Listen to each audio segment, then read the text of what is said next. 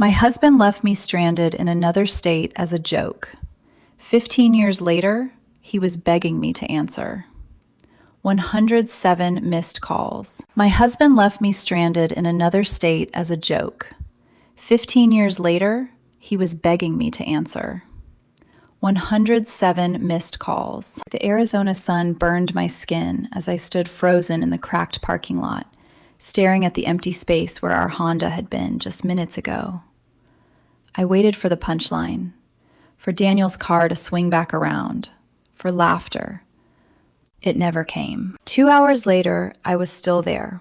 No phone, no wallet, just $27 in my pocket, and strangers staring like I was part of the scenery. When I finally made it home, blistered and shaking, Daniel was on the couch with Amy and Madison. "Relax," he said. "It was a joke." Amy smirked.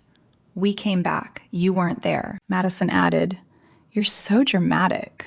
I looked at all three of them, calm, still. "I'm filing for divorce," I said. Daniel laughed. "Over that?" I didn't argue. That night, while he slept, I logged into the company account he always called his. I transferred every dollar from our joint savings into the business reserve account. He forgot one detail. My name was still on the incorporation papers. 51%. Majority owner. The next morning, he was served at his office. By noon, I had revoked his executive access. By 3, investors had been notified of internal misconduct under review. My phone started lighting up. Daniel, Amy, unknown numbers. I didn't answer. At the emergency board meeting, Daniel stormed in. "You can't do this," he snapped. I placed a printed still image on the table.